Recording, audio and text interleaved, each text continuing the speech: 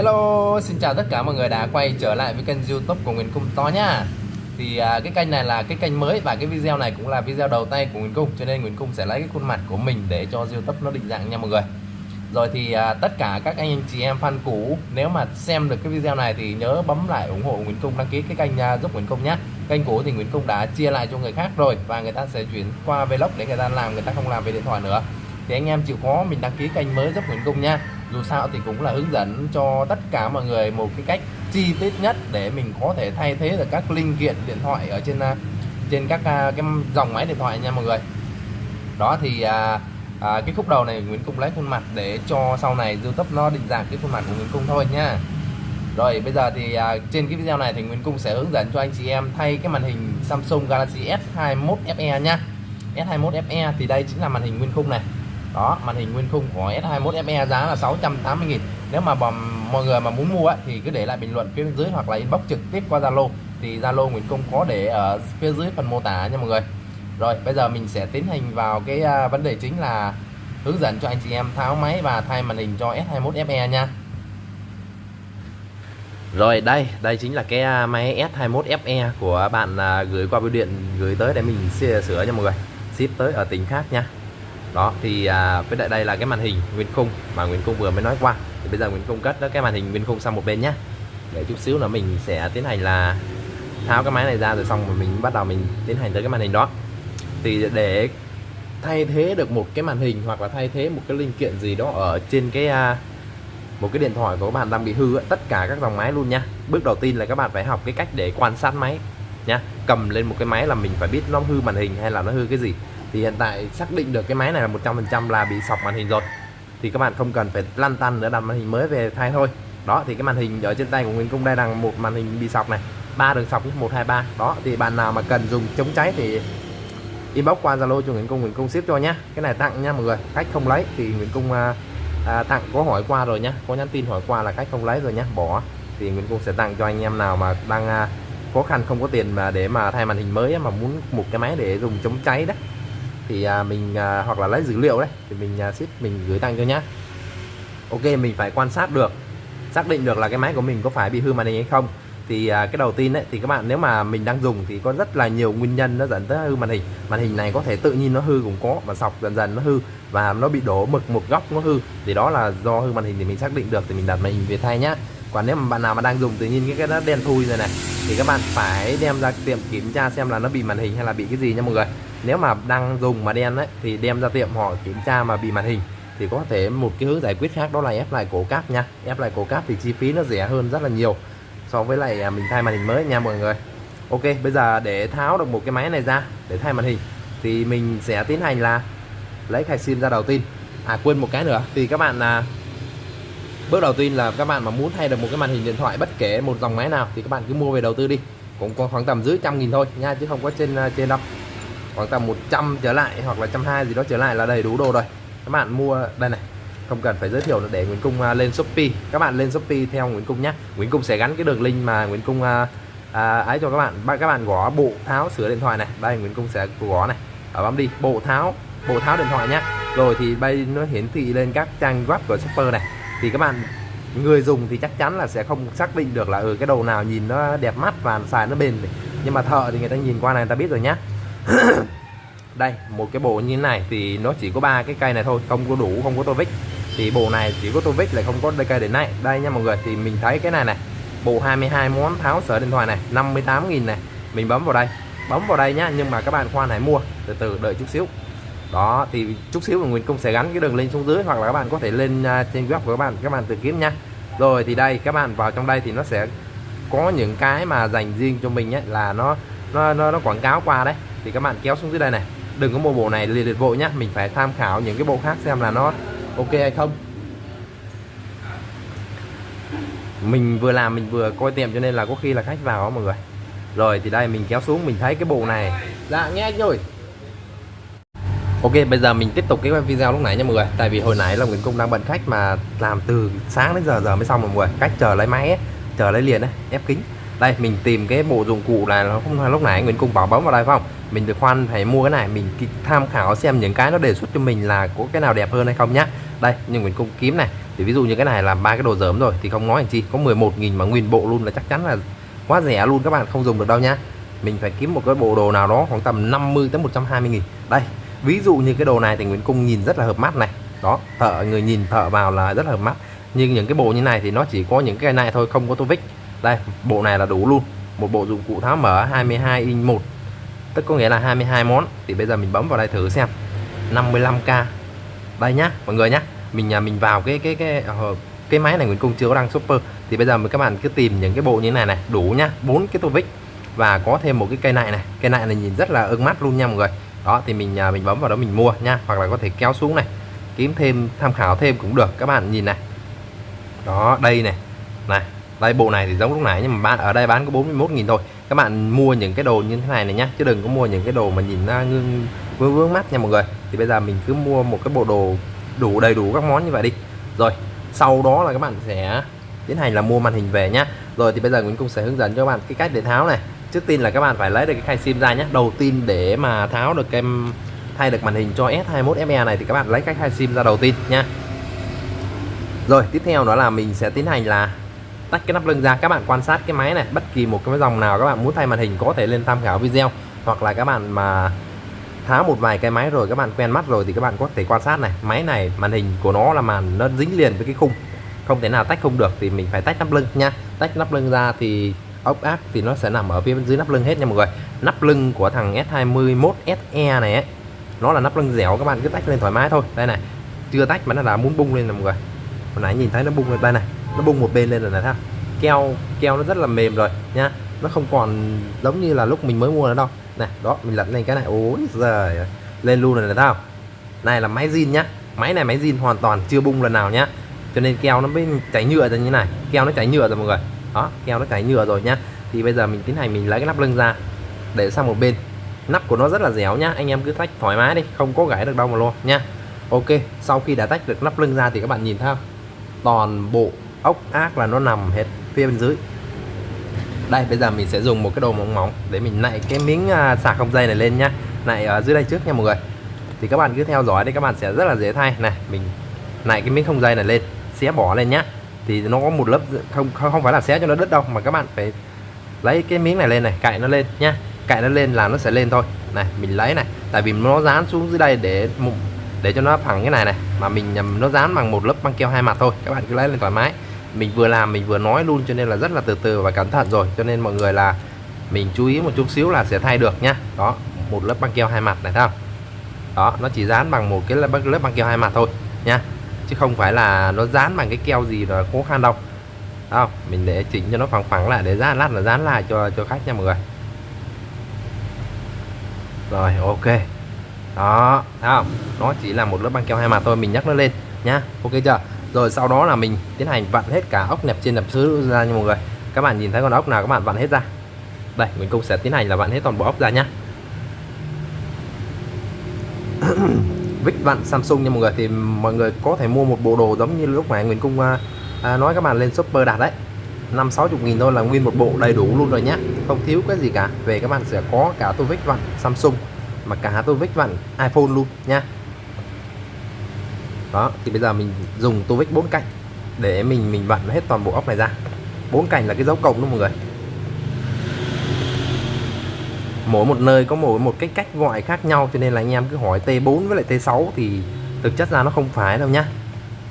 Đó, mình mua rất là nhiều, khi mình mua như vậy là hay bị lộn, cho nên là mình cứ bảo người ta bán, nếu mà mua một cây thì bảo người ta bán cho cái tô vích để vặn Samsung ấy, 4 cạnh ấy, chứ đừng có nói T4 nha. T4 chỉ là cái má của tô vích thôi, chứ không phải là cái T4 là nó là 4 cạnh đâu. Ngày xưa Nguyễn Cung cũng hay bị nhầm như vậy, cho nên là bây giờ mình mới rút được kinh nghiệm ra, khỏi cần phải nói gì. Bây giờ bên linh kiện người ta chỉ cần các bạn nói ra cái dòng máy là người ta đã biết được là cái tô vích đó xài máy gì rồi nha. Nên là các bạn cứ mua, hoặc là mua nguyên bộ giống như lúc này Nguyễn Cung nói là tốt nhất. Mình đem về mình có thể để đấy nha. Rồi sau khi mà đã vặn được hết ốc rồi thì các bạn để ý này, đây cái miếng này thì mình lật lên rồi đúng không? Đó, mình cầm mình nhấc nhà cái là lên thôi nha. Nếu mà bạn nào mà không có quen tay ấy, thì mình dùng một cái đồ gì đó mình nạy nhẹ một bên này này cho nó lên nhá. Nạy nhẹ thôi nha mọi người, đừng có nạy sâu xuống quá nhá. Mình lấy một chút xíu, bám vào chút xíu thôi, nạy nó lên là nó sẽ lên nha. Đó, mấy cái bát thôi. Đó, ok chưa? Rồi mình lại lên được như này thấy không? Mình nhấc nó lên như này này, nhấc nó lên như này, bẻ nó vụt sang này để mình lấy cái socket này lên nha mọi người. Đây đó, nó đây là cái socket mà nối với lại sạc không dây với lại NFC nhá. Mình dùng cái móng tay mình gậy nó lên ngay cái chỗ cái socket pin luôn, có thể các bạn lại cả hai lên cũng được nè. Socket này lấy lên trước đi cho nó đỡ vướng đi, rồi mình lấy cái miếng này ra ngoài nhá. Ok chưa? Lấy miếng này ra ngoài để sang một bên. Tiếp theo nó đầu tiên để mà làm bất kỳ một cái gì trên cái dòng điện thoại thì các bạn cắt nguồn điện của nó, tức có nghĩa là lấy cái socket pin lên nha. Đây chính là socket pin này. Đó, các bạn nhìn thấy cục pin nó nối với cái socket nó ăn bộ máy không? Đó, thì mình nhấc cái socket pin lên, đừng cho nó tiết điện vào đây nữa, để mình có thể làm bất kỳ một cái việc gì nó không có gây tới chạm chập nhá. Những socket này đây thì các bạn để nguyên hết toàn bộ cho nguyên cung nhá. Rồi mình nhấc nẹp ở bên dưới lên, nhấc nẹp bên dưới lên. Rồi ok chưa? Đó, các bạn nhìn thấy này, các bạn nhìn thấy chưa? Nhấc nẹp bên dưới lên là nó sẽ lòi cái màn hình ra, cái chỗ mà bấm socket màn hình đấy. Đây, cái màn hình mới thì các bạn nó sẽ có một cái socket ở phía bên dưới để mình bấm cái dây cáp này vô đây nhá. Thì đây các bạn không cần phải tháo nẹp ở trên đây, không cần phải tháo ba cái socket trên này nhá. Mình để nguyên nó, chứ các bạn tháo ra nhiều khi đến lúc mình bấm vào ấy nó sẽ bị lỏng lẻo và sạc rồi loa rồi sóng gió rất dễ là bị hay cái vùng sóng này nè mọi người. Từ vùng sóng này hay bị bể socket lắm, thợ bấm nhiều khi cũng bị bể nhá. Đó thì nó sẽ sóng yếu đi nha. Thì các bạn không nên gỡ đụng chạm gì ở trên này cả, mà các bạn gỡ ở bên dưới thôi, mình phía bên dưới rồi nha. Ba cái socket bên dưới đây, socket pin thì mình gỡ ra rồi đúng không? Thì đây mình lấy ba cái socket bên dưới lên này, một cái này dùng móng tay mình gãy nhẹ cái là lên thôi nha mọi người.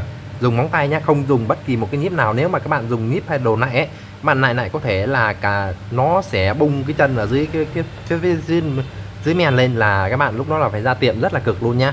Mình dùng một cái móng tay để mình có cảm giác, mình bấu vào một tí thôi, có cảm giác nha. Đó, bấu vào một tí mình nhấc lên giống như cái đòn bẩy rồi đấy, bỏ vào lại nó lên đó, thấy không? Rất là dễ lên này, thấy không nhá.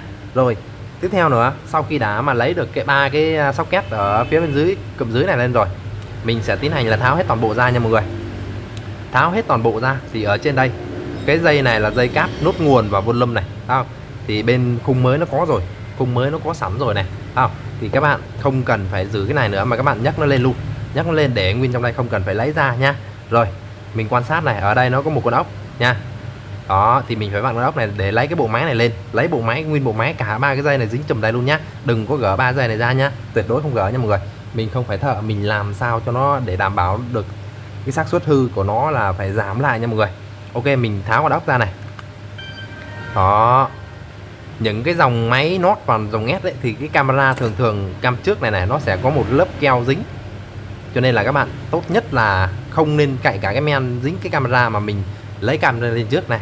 Socket của cái cam thì các bạn cũng vậy, bỏ cái móng tay vào, các bạn nạy một cái nhẹ là lên nhá, nạy nhẹ là lên. Sau đó thì mình sẽ dùng một cái nhíp hay là cái đồ gì nhỏ nhỏ này, đồ gì nhỏ nhỏ thôi, mình cạy cái cam này lên, cạy nhẹ thôi nhá. Cái keo này nó dính rất là mềm luôn, nó giống như là nó bở ra rồi ấy, nó giống như là nước ấy mọi người này. Đó, mình cạy nhẹ cái là nó sẽ bung lên thôi, bung nhẹ lên. Rồi sau đó các bạn nhấc nhẹ là nó lên này nha, nhấc nhẹ nhá, rất là nhẹ luôn. Cái keo của nó rất là mềm luôn nhá, nó chủ yếu là để cho cái cam nó không bị lắc lư thôi nha. Cho nên là các bạn không phải lo nó dính đâu. Rồi mình lấy cái cam trước ra, mình để sang một bên này, đó nó gọn rồi.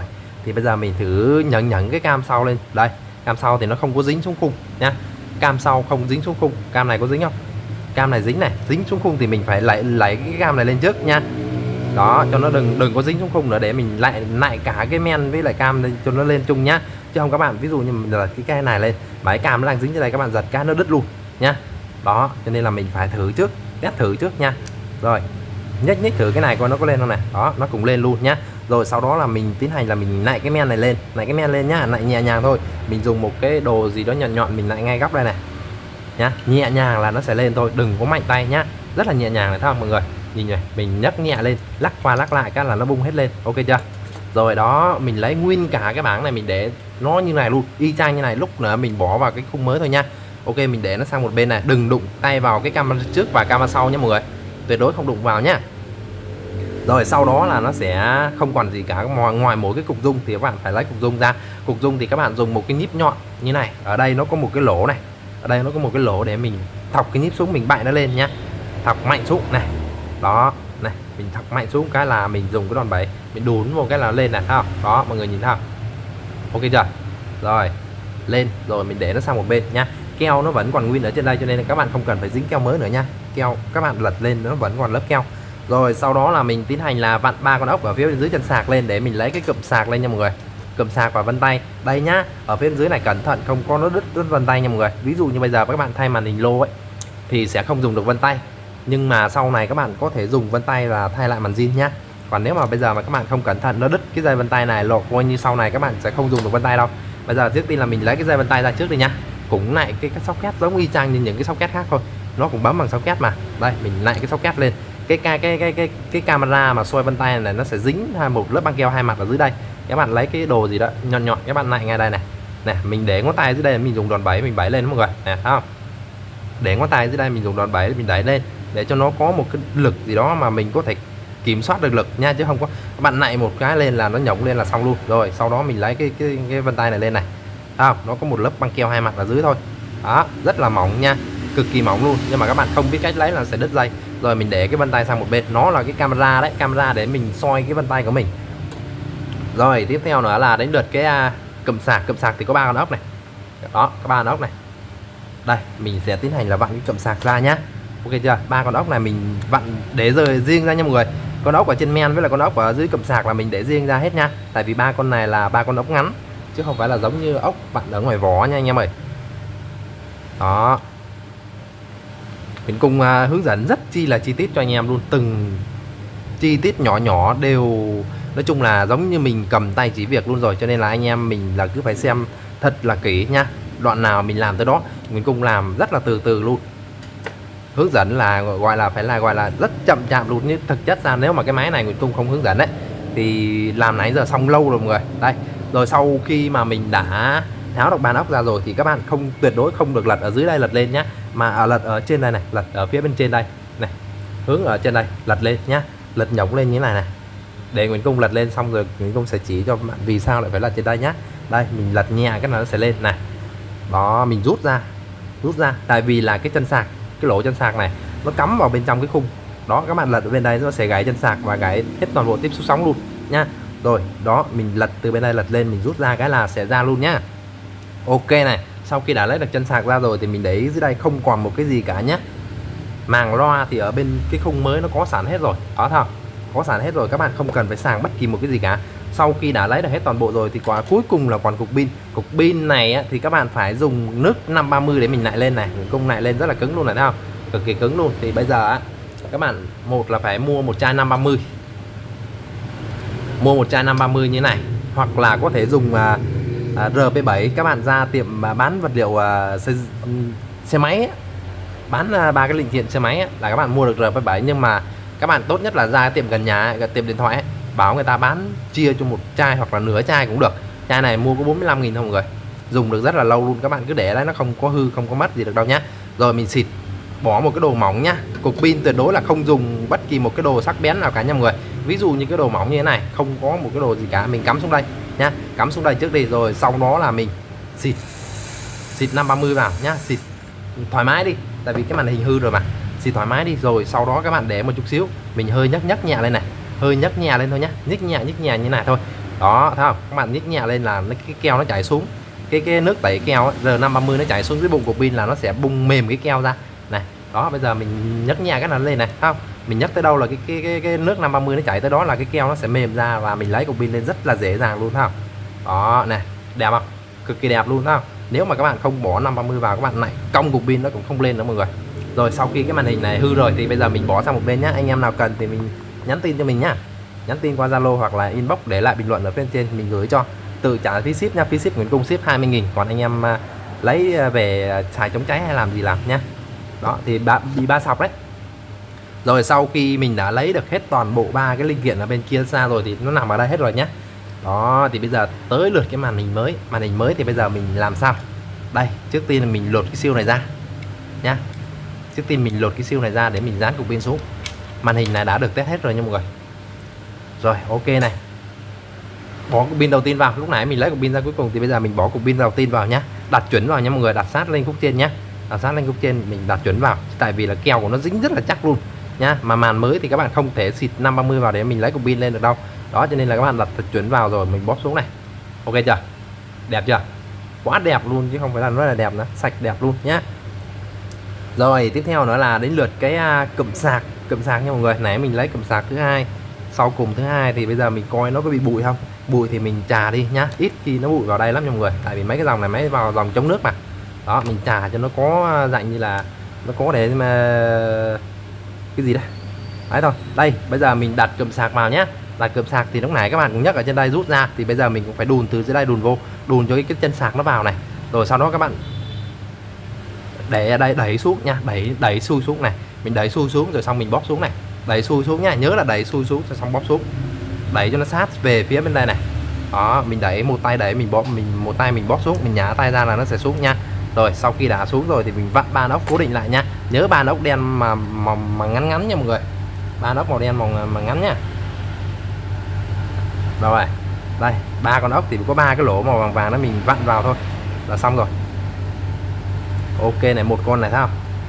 Rồi sau đó là mình vặn tiếp tục con thứ hai, là ba con tổng cộng nha mọi người. Đây quay gần lại chút xíu cho các bạn dễ nhìn, ba cái lỗ đấy thì các bạn vặn vào, vặn vừa tới thôi nhá, vặn vừa tới, không có siết chặt nha anh em ơi, siết chặt phát là nó đâm lủng cái màn hình đấy. Ok rồi tiếp theo nữa là đến lượt cái cục rung, mình đặt nó cục rung vào đi, những cái gì linh kiện ở phía bên dưới mình đặt hết vào đây nha anh em ơi. Rồi tiếp tục. Wow, cái máy này là mình thấy thiếu ở đây mọi người, để xem nào. À không, cái tưởng đâu thiếu cái loa, mà cái loa nằm ở bên trên cái nẹp rồi. Rồi nhá, bây giờ thì sau khi mà mình đã đặt được cục rung vào rồi thì tiếp tục nữa là đến lượt cái men mạch, đúng không? Cục rung vào rồi thì bỏ men mạch vào thôi, men mạch chính chủ này. Đây mình để cả bứng như này, mình nhấc cái socket pin lên, nhấc cái socket dây nút nguồn lên nhá, nhấc lên để mình không có để cái đè nó xuống nha, mình nó nằm ở bên trên thì các bạn đặt này, đặt sao cho nó không bị cấn bất kỳ một cái gì luôn. Đặt xuống rồi mình bấm, mình lắc qua lắc lại để cho nó làm sao nó xuống nó ngọt ngào nhá, đừng có thấy nó cấn cái gì mà cái đè xuống là nó cong nó gãy cái men là hư hết nha mọi người. Đó, mình đặt rất là nhẹ nhàng đúng không. Rồi chỉnh lại mấy cái cam cho nó vô đúng lỗ đi, đúng khớp chưa. Đúng rồi thì ok, bây giờ mình bấm cái socket màn hình xuống này, bấm socket màn hình xuống nha anh em ơi. Đây đó, mình căn thật là chuẩn mình mới bấm xuống nha, nhìn qua cái camera thì rất là có căn luôn anh em ơi, có căn lắm này. Rồi này, đó mình bấm cái này xuống nha, để Nguyễn Cung nghe cái điện thoại cái nha mọi người. Rồi tiếp tục nha, nhá máy mà Nguyễn Cung nghe là không bấm máy. Rồi tiếp tục bấm, sau khi bấm được cái socket màn hình rồi đúng không, mình bấm tiếp socket sạc xuống, căn chuẩn vào bấm nha mọi người, mình phải có cảm giác mình bấm một lần mình quen nha. Rồi tiếp tục bấm socket sóng xuống, cái socket sóng này cực kỳ phải cẩn thận nhá, anh em nào nhẹ tay lắc nhẹ thôi cho nó vào rồi mình bấm xuống nha, chưa vào đừng có bấm nha mọi người, tuyệt đối không bấm nha, nó rất là dễ bể luôn, cực kỳ dễ bể, không phải là nói là dễ bể nữa nha. Ok này, rồi tiếp theo nữa là đến lượt cái vân tay, các bạn phải gắn vân tay vào mới mở nguồn nha, chứ không để một lần mà các bạn mà không gắn vân tay mở nguồn đấy, lần sau các bạn thay màn zin nó sẽ yêu cầu các bạn ra hãng, ra trung tâm bảo hành của Samsung để mà cân chỉnh lại đấy. Ok chưa, gắn vân tay vào cũng bấm socket xuống. Rồi tiếp tục đến lượt cái cam trước. Đây cam trước thì mình đặt nó xuống là nó vô ngay khớp lỗ luôn đấy nhá. Đó mình căn cái socket để mình bấm nó xuống này. Ok chưa, sao bấm cái này nó không kêu ta. Rồi này, chuẩn rồi này, đó thấy không, bấm kêu khật phát là ok rồi nhá. Rồi tiếp theo nó là đến lượt cái socket nốt nguồn, bấm nó xuống nha, tất cả các socket luôn nha, tất cả các linh kiện linh tinh đều là socket nhé, không có cái nào hàn hay là cột dây gì cả nha anh em ơi. Rồi tiếp tục cuối cùng là đến lượt cái socket pin, bấm socket pin xuống. Rồi sau khi mà mình đã bấm hết toàn bộ socket rồi thì mình sẽ mở lên để mình test ok rồi mình mới ráp nha mọi người, test ok hết rồi mình mới ráp. Mở lên này, lên ok chưa, đó lên chữ Samsung rất là sáng đẹp luôn. Rồi thì bây giờ trong cái thời gian mà chờ nó lên thì Nguyễn Cung sẽ tiến hành ráp lại nhá. Thì Nguyễn Cung là thợ, với lại màn hình đã được test rồi cho nên là mình sẽ tiến hành ráp lại luôn. Còn anh em nào mà đặt mua mang về tự thay ấy, là trước tin ráp là phải test trước nha, chứ nhiều khi người ta test ok rồi đấy, nhưng mà biết sao mình ship tới nhiều khi shipper nó ném bể hàng ấy mọi người. Rồi này, đây cái đây là cái nẹp bên dưới nha, mình đặt nó xuống, đặt kiểu gì cũng được mọi người, đặt xuống rồi mình căn cho nó chỉnh thẳng mấy ốc lại, mình vặn cho nó một con ốc ở ngay đây để cố định lại cho nó đừng có rớt ra này nha, cố định lại cho nó không bị rớt ra nha mọi người. Ok chưa, đó. Rồi tiếp theo nó là đến lượt con ốc màu đen nhỏ ngắn để mình mình cố định cái bộ men mạch lại nhá. Cái con ốc này thì các bạn không biết được nó nằm ở đâu ấy. Ví dụ như mà Nguyễn Công đang quên, đúng không? Đây mình đặt cái này vào thì đây này, con ốc nó nằm ở ngay cái chỗ cái nẹp màu trắng này mọi người. Đây con ốc là nằm ngay đây. Đó, vặn vừa tới thôi nhá, vặn vừa tới. Những con ốc nẹp ở trên men làm các bạn vặn vừa tới thôi, không vặn kỹ cũng không có vặn sát quá nha. Vặn sát quá mà các bạn đè một cái, vặn một cái thôi là nó xít đâm lủng màn. Rồi tiếp theo là lượt cái nẹp bên ngoài này để nẹp men. Thì bây giờ mình cong nó lên, đúng không? Cong nó lên để nó lòi cái dây socket này ra. Các bạn căn thật là chuẩn, để thật là chuẩn vào này. Đó thôi. Để quay gần gần lại chút xíu cho các bạn nhìn này. Đây, mình cong nó lên, mình để thật là chuẩn vào, mình bấm socket nó xuống nha. Ok chưa? Đó. Bấm kêu khật phát rồi xong, đặt xuống. Ok chưa? Đặt xuống rồi các bạn căn chuẩn lại, các bạn vặn ốc hết lại toàn bộ lại, dán nắp lưng là xong rồi mọi người. Đó, rất là dễ phải không? Nhớ nha, nhớ là trước khi giáp như thế này, giáp hẳn lại thì các bạn phải test cái màn hình xong rồi mới giáp nha. Chứ không có nhiều khi các bạn giáp vô rồi đến lúc cái màn hình lỗi ấy là các bạn lại phải mất công tháo ra nha. Rồi bây giờ mình tiến hành là dán cái giấy này xuống, dán cái siêu này xuống này. Cái keo này nó đang bị cong lên thì các bạn mình chỉnh lại chút xíu đi. Chỉnh lại một chút xíu cho nó thẳng lại để mình dán nha. Dán cho nó đẹp. Ok chưa? Rồi, quá đẹp luôn. Nè, nó đang rung rung rồi này, mình bấm mình cầm tay ấy. Wow. Màn hình này cực kỳ đẹp luôn nha anh em ơi. Nè, đó, rất đẹp luôn nhá. Ôi, quay gần quá. Đây, đó là màn hình phản quang nhá. Màn hình phản quang phôi to nha mọi người, phôi to siêu to khổng lồ luôn. Camera đục lỗ luôn nha.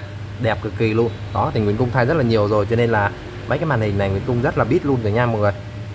Xài chống cháy thì khá là ok, chạy xe chạy app gì là ok nhá. Chỉ có mỗi một cái là không dùng được vân tay thôi. Đó, bây giờ mình tiến hành mình vặn hết ốc lại nhá. Đó, mọi người thấy dễ không? Quá dễ luôn. Cực kỳ đơn giản. Anh em nào mà thấy hay và ý nghĩa thì nhớ cho Nguyễn Cung xin một lượt đăng ký kênh và một lượt chia sẻ để Nguyễn Cung có động lực làm các video tiếp theo hay hơn nha mọi người. Kênh này kênh mới mọi người là chia sẻ mạnh mẽ giúp Nguyễn Cung nha.